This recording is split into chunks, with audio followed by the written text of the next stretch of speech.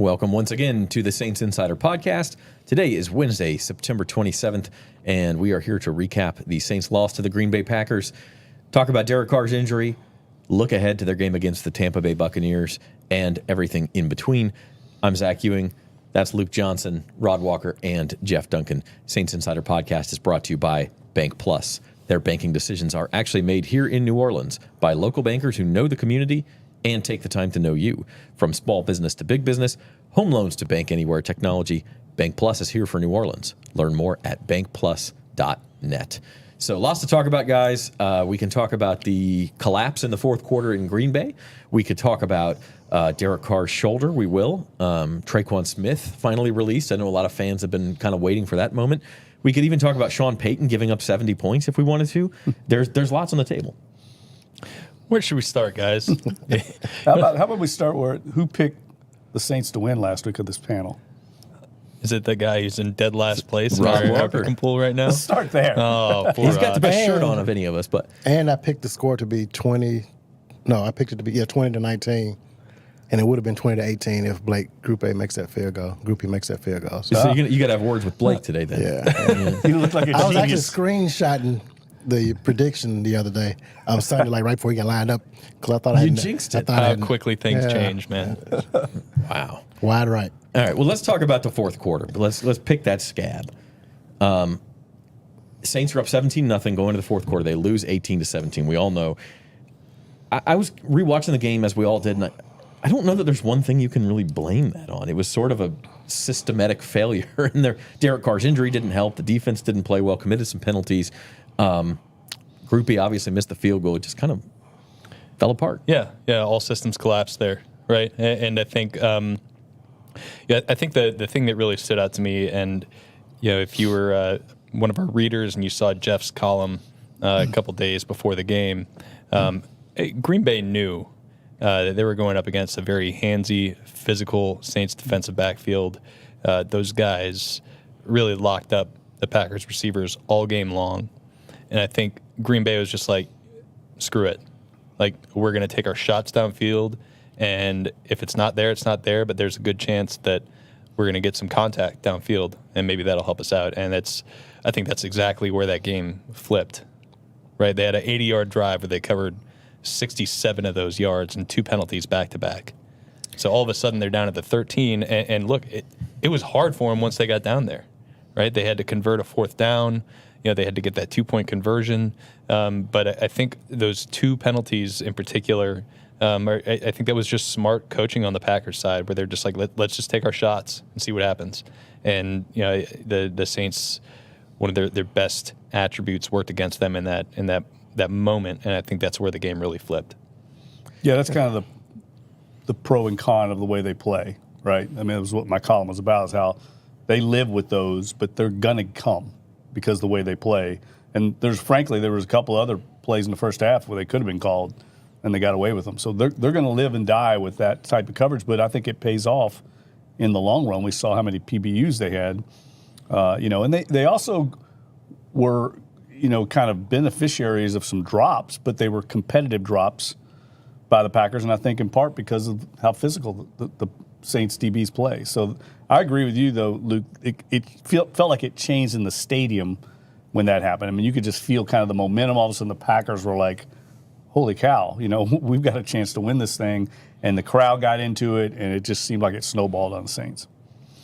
I didn't think the offense, they didn't do the defense any favors. I mean, they couldn't really stay on the field, and That clock moved slow in that fourth quarter. it did. I mean, it gave them time, and like Jeff said, the momentum flipped. And in NFL, when the momentum flips like that, I mean, sometimes it's hard to stop that train from rolling, and that's kind of what happened. Yeah, and this is exactly the problem that the Saints have had the last 2 years. They've had an outstanding defense for 5 years now, right? But as soon as that offense has kind of started to stagnate, ever since Drew retired, they're in these games all the time, right? Where either they build up a lead or they're in a close game, and then their offense can't match their defense's plays or their defensive play. So they're in a situation all the time where if the defense doesn't hold, they're screwed. Mm-hmm. And like, how many times have we seen this play out? I mean, even you look at this now, 11 straight games holding teams under, to 20 points or less. They've won 6 of them. I mean, their record should be a lot, but you should be able to score more than 20 points any given week in the NFL. And the fact that the Saints are in this stretch where they're so good defensively and it's they're 500 basically is just it's maddening for people watching it. And I would say I think there is a question of the decision by Dennis Allen to not even attempt that field goal. I think he felt like their defense had the Packers under control, and he was going to punt. But, I mean, they were on the 37-yard line. I mean, that's not that long a field goal. It was 54, 55 yards, To not even try that and get a 20-0 lead, punt, that's Dennis Allen. That's the conservative nature he has. I think he felt like they had control of that game. But once it flipped on them, they lost control very quickly. And so I felt like that was a little Dennis Allen of 2022. Yeah, and you can see the flip side of it too, right? On the other side of the field, Matt LaFleur's down, what was it, 17-9, right, where an extra point would put him within a touchdown. Mm-hmm. Matt LaFleur was aggressive, and he went for 2, and he got it, right? And that allowed Green Bay to win the game. And I think the Saints felt the squeeze a little bit more at that point, too, where all of a sudden it's like, hey, we could lose this game in regulation if we don't look out. Dunk, you made the point, too, earlier this week. The Saints probably were lucky to be up 17-0. Very I mean, much. We can't act like they just totally dominated the first 3 quarters. Yeah, I mean, there was a wide open guy down the middle. The tight end was Musgrove, was wide open. They missed that fourth down call. I've watched that a few times. The one that was just a total cluster by the Packers. I mean, that was a really creative call and was going to work if just one of the 2 things would have gone right? The first pass or Jordan Love doesn't slip. So, I mean, that was a squandered opportunity for them. Plus, I just felt like Green Bay, their penalties, at one point I think they had 9 penalties and the Saints had 2. They were imploding offensively. And once they got that under control, we saw this week, Green Bay blocked up the Saints pretty well up front. They got some pressure, but Love's so mobile. That's really the Saints' kryptonite. I really think because they're so good up front, because they rely on this coverage technique where they're leaving those guys out on islands, I mean, it's amazing how well they hold up. But because of that, if they don't get home with the pass rush, if a guy's mobile and can buy time, we can see what happened. They can either get a long pass interference penalty or a big play. That's, to me, when they play immobile quarterbacks like Ryan Tannehill and that group, this defense is going to dominate. But when they get against these modern guys like Jordan Love, I think they're going to struggle. Not struggle, but they're going to struggle a little more than they would. Yeah, and we talk about Dennis Allen being conservative and the Saints kind of trying to sit on that lead and get that clock to melt. Part of that, of course, was the injury to Derek Carr. And with Jameis Winston in there, they didn't feel like they wanted to take too many chances, which Jameis kind of does on his own anyway. But now that they've had a week to think about it, let's dive into that quarterback situation here. Saints Insider Podcast brought to you by Bank Plus. And first of all, an AC shoulder joint sprain, Jeff, you kind of talked to a doctor yesterday, dove into the history of this. Maybe a small chance historically that Derek Carr could be back on Sunday. I mean, he is going to talk to the media today like he would normally. It's not like they're holding him out. So maybe we hold back a 10% chance that happens. Yeah, no, it sounds like it's possible. The doctor I talked to made a really good point. He said basically it's going to come down to, do they inject him with a numbing lidocaine or something like that, some kind of pain-killing injection, and can he play through the pain? And he made a great point. Like, it's one thing to sit out there in pregame warm-ups and throw pain-free because you've been shot up. It's another thing to be out there in a game when there's big defensive linemen going to throw you to the turf. You can get hit on it. I mean, it's just hard to go through a game and not feel the effects of that. So he thinks they're going to be conservative and rest him at least a week, maybe 2 weeks. And historically, when we've looked at these injuries in the past, most of these guys that get the grade 1 type sprain, which is what Carr presumably has, they miss 2 games. It's almost, I'd say 90% miss 2 games. Sometimes you get 1, sometimes you get 3. We've had some guys more serious who've missed 5 games. But I think we're looking at least a 1 or 2 game respite for Carr. And I think the best thing that comes out of this, other than it not being real serious, is the Saints now have time to game plan. They're going to know probably today what their plan A is, and probably going to be Jameis Winston. So they'll have time to tailor that game plan to Jameis' strengths. I mean, in mid-game, they didn't have really that luxury. So they were just kind of operating on the fly last week. This week, it'll all be tailored to what Jameis feels comfortable with, and so you have to feel better about how this offense will, I think, function given, that knowledge. I was actually surprised that the injury wasn't as bad as it was, because just watching it on TV Sunday and just watching him walk off the field, I mean, he was barely moving his arm. I mean, it's like he was just almost like kind of hanging there, and I just thought, okay, this isn't good. So Dennis Allen said, he said he feel like they dodged a bullet, and I guess that's probably accurate if we were even talking about him possibly playing this week. Yeah, it's supposed to be a very painful injury, like in the moment, and we'll have a chance to talk to Derek about that today, but obviously not as bad as it could be. What is this team's level of faith in Jameis Winston? I mean, we're talking about a guy they signed in the offseason, but he was hurt last year. He could have come back at some point and been the starter, and they stuck with Andy Dalton. And now they're in a situation where Jameis is presumably the starter again, at least for a week or two. What is that level of faith in that organization? Yeah, I think I would say that they believe in him as a backup quarterback. I think that's fair. I think that he's obviously been in the system for a couple of years now. He's signed here in 2020, so this is his fourth season with the Saints. He knows this system inside and out. He knows the personnel. I just don't think that they want to be in a situation where he's starting 8-9 weeks for him, right? So I think they feel very comfortable in him as a backup quarterback. It's just not they don't want to be in a situation where Derek Carr is out there and he worsens the injury and he's out for a longer amount of time, then they have to really rely on Jameis to be the driver of their offense. I think look, we've obviously seen when Jameis is on, he has potential to be really, really good. I just think that too often for him, it's operating the offense in rhythm.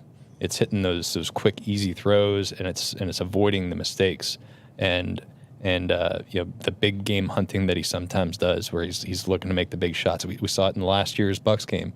He was hurt in that game, but he was taking shot after shot after shot after shot downfield, and their offense was just constantly going 3 and out in that game. They end up scoring, I think, 10 points in the loss when really they played a game they should have won. Really, I mean, they locked up the Bucs offense with Tom Brady there, but it was the turnovers and it was the quick possessions that led their offense to play poorly. So I think they need him to just, while he's in this spot, to just operate within the offense. We've seen they don't need to go out there and score a bunch of points. We just talked about how disappointing it is that they have only won 6 out of 11 when holding teams to less than 20 points, but they don't need to score 40. They don't need to score 35. They don't need to hit on all these huge plays. They just need him to operate the offense and not let the defense down.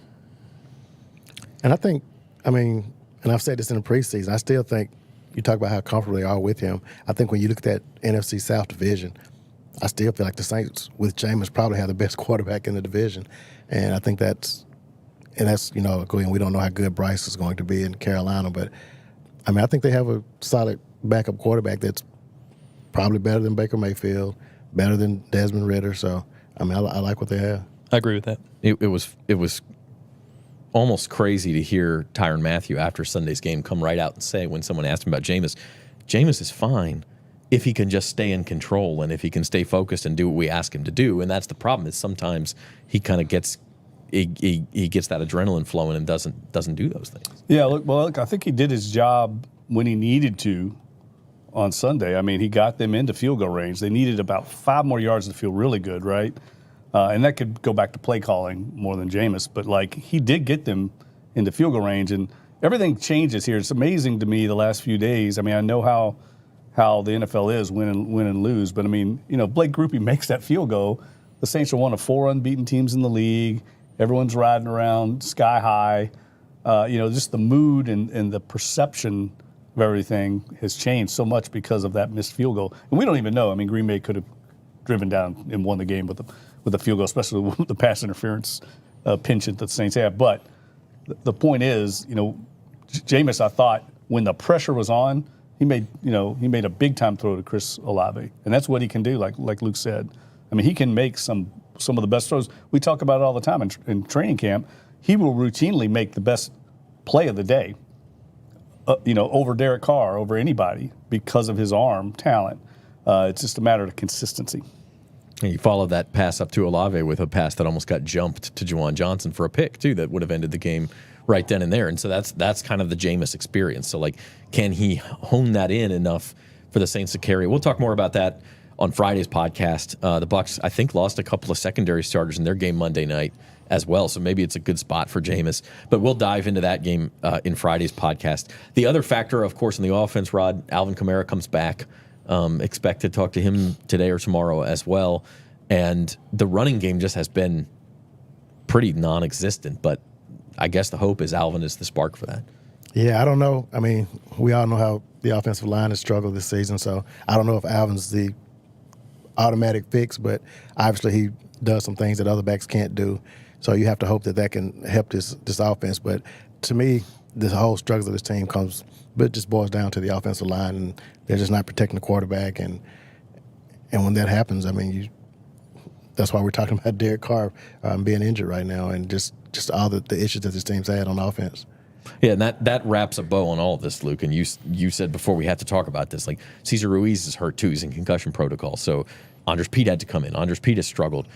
James Hurst has had his problems. Ryan Ramczyk, who's been as steady as a rock, has had his problems. Trevor Penning, obviously, is still a work in progress.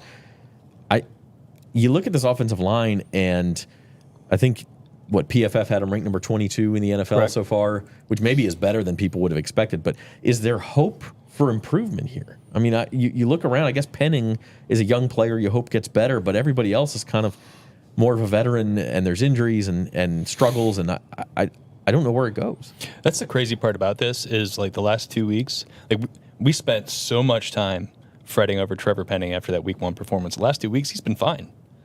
It's everybody else. Yeah. And I just don't get it. They've got a first rounder at right tackle. They've got a first rounder at right guard.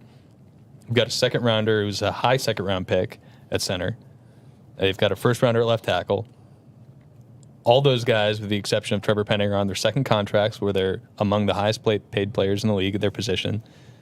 They should be really friggin' good on the offensive line. And the one guy who's not this high profile, former draft pick or big contract is James Hurst, who actually probably has been playing the best out of all these guys. It's just I don't understand it, and this is why I hesitate to even say it's all on Doug Marrone, because you see Ryan Ramczyk getting beat one-on-one by Rashawn Gary, and you're seeing Eric McCoy get beat one-on-one by Kenny Clark, the first sack of the game, the third down that made him go 3 and out.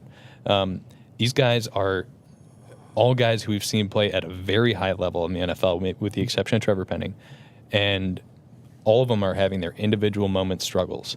And then as a unit, they're creating no push in the running game. I think, people want to blame the coaching, and I think, Pete Carmichael has had his share in this. And I guarantee you that we're going to talk to Pete Carmichael on Friday or whenever he talks, and he's going to say it's on me, I've got to be better. But they cannot function as an offense if these guys who they are counting on to be high-level players are not playing at a high level.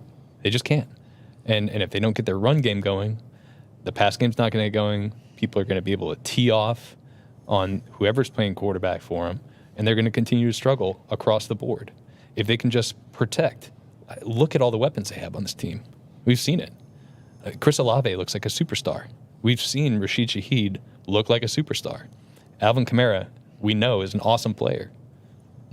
They have to get things going. This entire team is completely dependent on that unit fixing what has been a massive problem through 3 games.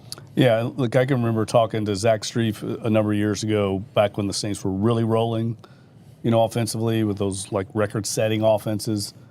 And he goes, yeah, everybody talks about, and of course he's a lineman, but he goes, everybody here wants to talk about the perimeter, but when we've been good, we've been really good up front. He goes, that's the engine that makes the rest of the offense work. And he's right. I mean, it doesn't matter what you have in the perimeter if your offensive line can't hold up, or in the run game or in the pass protection. So they've got to get better there. And I don't, to your original question, I don't know how much better it's going to get. I really, we're not talking about a bunch of young players that's inexperienced other than Penning. We're talking about kind of talent. And I think, some of these guys maybe have dropped off. It's a good reminder, I sound like the wizened old man on the mountaintop or whatever. But like you are, aren't you? I mean, that's, well, I that's know, your but role like here. the league players drop off in the league. It happens all the time. Like especially veteran players, you just see it. Everybody just expects the automatic carryover of performance, and that doesn't happen. So, we can see a guy drop off like a Ramczyk who's had knee issues, serious knee issues. Maybe physically he's not where he was, and he's not the player he was before, but there's just this assumption that everyone's going to be as good as they were last year and it's going to carry over, and routinely that's not the case, and we could be seeing that across the board for this offensive line. And I don't think any of us, though, before the season started, I don't think any of us would have predicted that this was going to be the weak link on this team. I don't know if I did. I thought the depth behind that first unit may be a problem, but I thought this first unit was really solid. I was impressed with him in training camp. Outside of Penning, obviously, we talked about him all throughout training camp, but for the rest of these guys to be not performing is a bit surprising to me. And like Jeff said, I don't know if it's something that you just can fix all of a sudden. I mean, it's been 3 games, so maybe there's some regression in a positive way to where these guys have played throughout their careers. But now Cesar Ruiz is hurt. I mean, now you do start to test that depth. And so maybe there's some veterans out there they go try to sign. I don't know. But the other part of this equation, Luke, is like they have been throwing downfield, and they do want to take these shots. Well, that's the hardest play for an offensive lineman in a lot of ways. They've got to hold those blocks for a long time. The play Derek Carr got hurt on, he was in the pocket for, I think, more than 4 seconds. That's an eternity in the NFL. So can you blame the offensive line for that particular play? Probably not. He was holding on to the ball. He's trying to let a guy get open, let a guy get downfield. Maybe they have to change the offense a little bit. Yeah, I don't know. I think that the whole thing with pass protection and the quarterback play is always, it's always like intertwined. Right, and we had this conversation with Jameis last year when we were wondering, like, are his drops too far?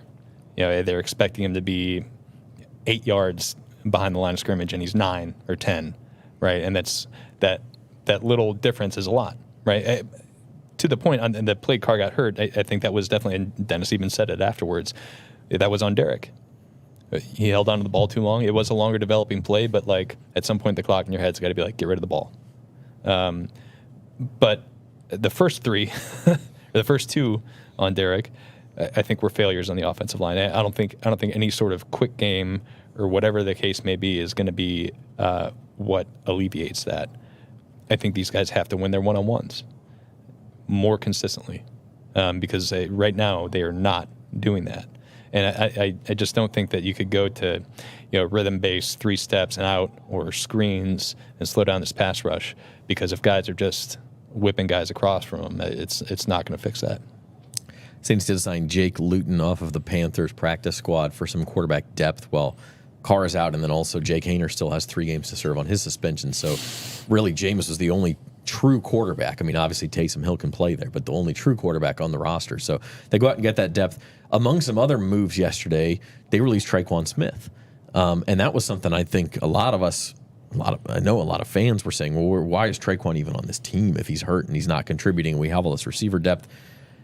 But the fact that they kept him on the team for 3 weeks and then cut bait was a little surprising. Yeah, I thought the timing was more unusual than the actual decision because he'd been on IR. To be honest with you, I didn't even know you could release somebody that was on IR. I didn't know that was possible. Talk about kicking them while they're down. Yeah, maybe they worked out a deal with him.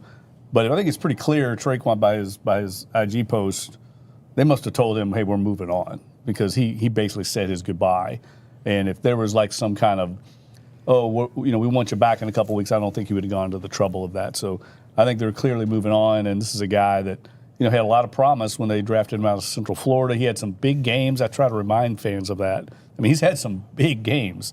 I think he had a 180-yard game, 157 versus Philly in 2018. Yeah. He had 200-yard games this rookie season. Yeah, so he's had some promise, but at some point, the injuries took its toll, and I think that it's pretty fair to say we've been banging up the offensive line. The receiving core has been the strength of the offense so far. So I think how well they played maybe makes this a little easier move for them, especially with some of the young guys they have behind. Shaq Davis on the practice squad, A.T. Perry, who hasn't seen the field yet, but I think they must feel good about those guys as well to make this move.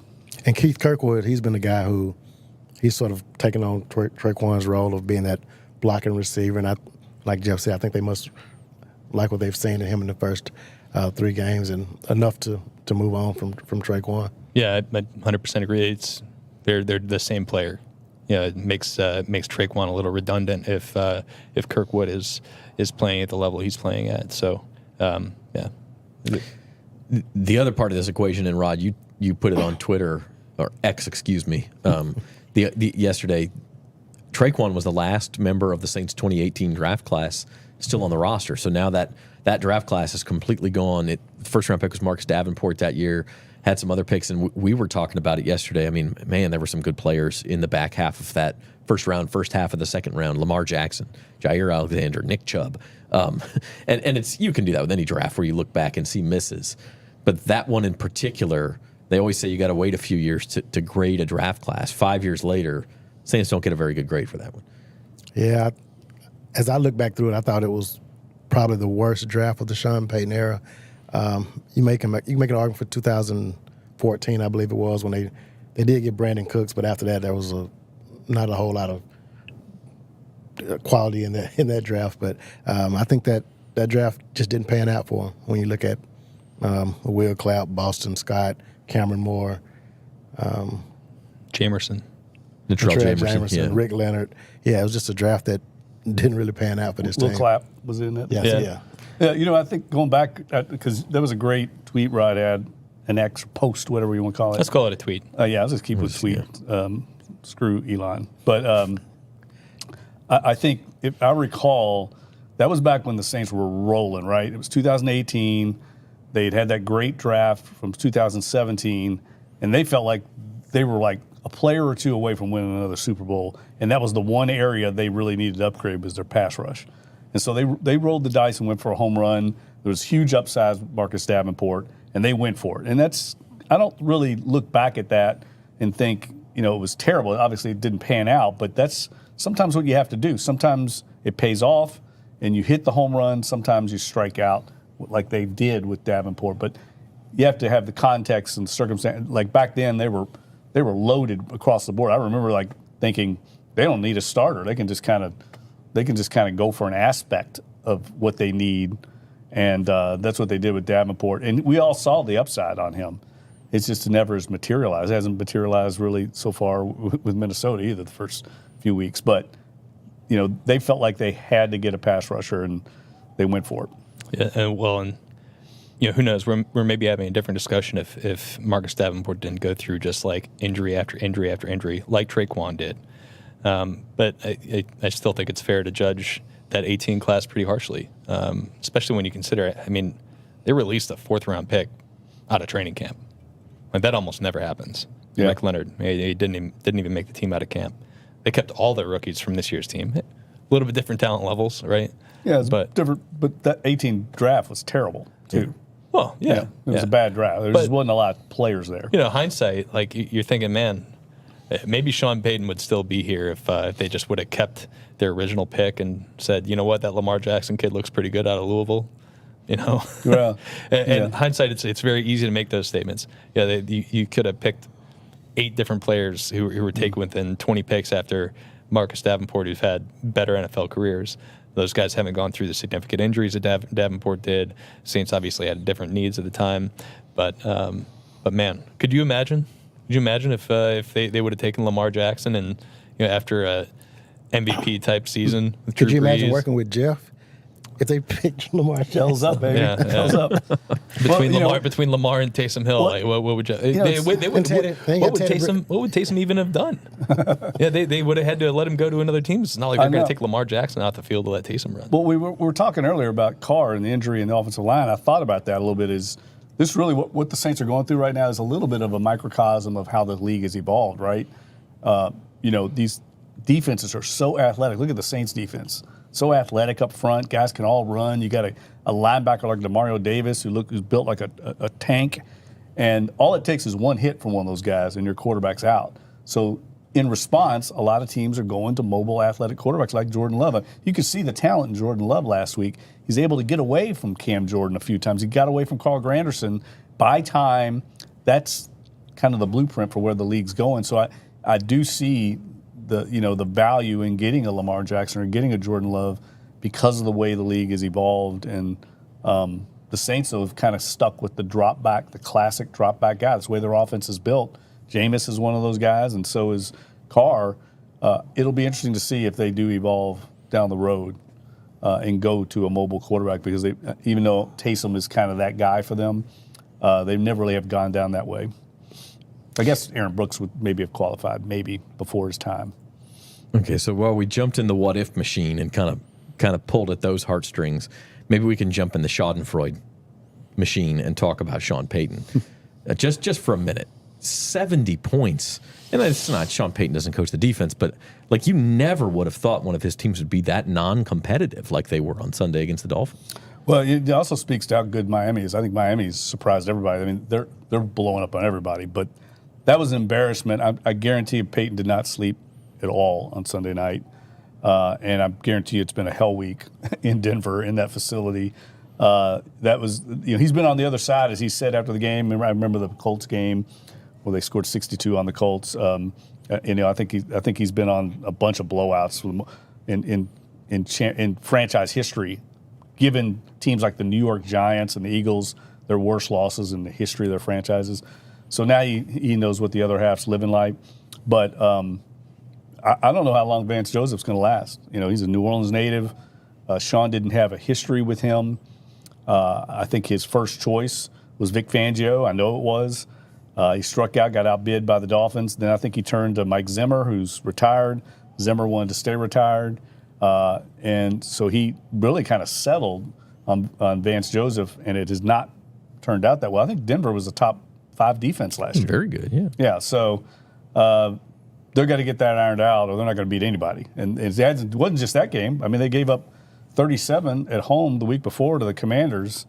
The Commanders came back last week and scored, I think, 3 points. So they got defensive issues, but they got issues across the board. It hasn't started the way I think Sean Payton wanted. I'm just glad I was not in that Sean Payton press conference. Yeah. What's the question? We've all heard that. Next question. We've I've heard plenty of next questions. What's the question? Everybody, I thought it was funny how everybody nationally was reacting. We've seen that a million times, Well, and the Saints, by the way, gave up Sean Payton, and they have Brian Brzee because of that, who looks like he's maybe a pretty good pick. And I think they got, a high second rounder? What looks to be a high second rounder next year? Yeah. So, Broncos, okay. man. Oh man, the Broncos. How much draft capital have they Between Russell Wilson and Sean Payton? Like they might be bad for a long time. Yeah. I trust Sean as a coach. Last Sunday notwithstanding, I think he's going to do a good job there. He's going to get the ship righted. But man, they have no assets. Like he's going to have to get really creative building that roster. Yeah. I think they'll turn around pretty quickly, even this year. I don't think they're not going to continue down this road, but it starts with them getting better defensively. They got to figure out what's going on that side of the ball because 70 points is ridiculous. Embarrassing. It's hard to allow someone to score 70 points. All right. Elsewhere around the NFL, are Travis Kelce and Taylor Swift really dating? Yes or no? Man, Duncan, we got into this tonight. I do not believe it for a second. I think it's all a marketing. What does Taylor Swift have to gain from some marketing play with a stupid NFL Because it's the play? NFL. The NFL is massive, and it's a whole different audience for her. Like, I know what I'm missing in my legendary music career, a meathead boyfriend. Like that, who says that? Taylor Swift. She's smart. Didn't you see Jerry Jones' comments today? He talked about it. It was a brilliant move on her part. It's a brilliant move on his part. It's blown up. I think the podcast he does with his brother is now like the #1 podcast in the NFL. I get it from Travis's side. I don't get why Taylor would do it unless she really liked the guy. I get it from Travis's side, too. His jersey sales went up, 400% or something? I saw some insane number. I know, but if you take that strategy, who can she date? I mean, there's no one that's on her level. So like, she doesn't have to market anybody, but she does it. I mean, who's the last guy that she was going out with? I don't follow Taylor Swift at all, but he wasn't a big name, so it has nothing to do with that. I think she realizes NFL is a Goliath. Here's the conspiracy theory, right? Her tour was called the Eras Tour, right? She needed to get in the NFL game so she could do, wear all the new era stuff and then make a new Eras tour. Oh, jeez. Oh, God. Can we cut? Of all things, she needed a suite in Arrowhead Stadium in Kansas City. Like that's what she was getting. I mean, I don't know. I think she actually may like the guy. Oh my God. There's no way. It's true love, man. It's true love. You saw her celebrating the touchdown. That was genuine. She was fired up, man. Okay. Yeah, she was fired up. You don't think she knew all those cameras were We'll on see. her? None of these Hollywood relationships are purely romantic. Like there's always some angle, right? But I think this one may have a little bit. Come on, man. Have some faith in humanity. I have no faith in that at all. Right. Zero. Can we talk about the Saints again? Yeah, let's talk about the Saints. Saints play the Bucs on Sunday. We'll be back Friday with a Saints Insider podcast to fully preview that one. But it does seem like guys like Jameis and the Bucs they have this destiny that's intertwined. He played for them, obviously. He was sort of this star-crossed number one pick, had a lot of high times, had a lot of low times. Then he comes to the Saints, and he blows out his knee against the Bucs, of course. Then he has kind of his last performance last year against the Bucs. I know he started the next week, but that was really, I think, the game where he got hurt again and kind of started his downfall. And now here he is coming back against the Bucs. And his first career touchdown pass as a Saint was against the Bucs in a playoff game that the Saints lost to Traquan Smith. Yes, that's right. And my memory of Jameis is always in the Bucs uniform was when he led them back to beat the Saints down in Tampa when the Saints had a good team that year, and he orchestrated a brilliant 2-minute drive and stuck a dagger in them right at the end through a touchdown pass. That's what you get with Jameis. You mentioned earlier the Jameis experience. I mean, you will get some highs. And the interesting thing this week, somebody tweeted, I think Greg Allman tweeted out, how many guys still on that Bucs defense played with Jameis. They have a veteran defense. Those guys all know Jameis, and Jameis all knows them. So there's a real familiarity there. So it's kind of a fun chess match when he's at quarterback going against those guys. It'll be interesting to see just what Jameis says this week if he talks. I anticipate him sort of downplaying it and not trying to, put too much hype around it. But deep down inside, this game would mean a lot to him, just because of the history that you talked about. I'm pretty sure he's said it himself on a postseason podcast or something like that, where he was like, "Yeah, I want to beat them so bad." Especially the game where he played hurt last year. Maybe he doesn't play that game if it's not against the Bucs. I mean, I don't know. Right, that's a good point. But he was hurt going into that game, and he really wanted to play that game. He really wanted to beat his old team. And I think even though he will likely say this week that it's just another game, we all know human nature. It's not true. All right, so Bucs-Saints rivalry has gone from Drew Brees versus Tom Brady to Jameis Winston versus Baker Mayfield. But it's still an important game. Look, I mean, they're both 2-1. They're both tied for the lead in the division. So Friday, Saints Insider, we will delve into that matchup for the full 30 or 40 minutes, and we appreciate you guys joining us. In the meantime, we're sponsored by Bank Plus, whose banking decisions are actually made here in New Orleans by local bankers who know the community and take the time to know you. From small business to big business, home loans to bank anywhere technology, Bank Plus is here for New Orleans. Learn more at bankplus.net. And with that said, we're going to go talk to the Saints. We're going to go see some practice, and we'll be back on Friday to talk all about the Tampa Bay game coming to the Dome on Sunday. Jeff Duncan, Rod Walker, and Luke Johnson, our producers, Norman Bell and Robert Young. I'm Zach Ewing. Thanks for watching the Saints Insider.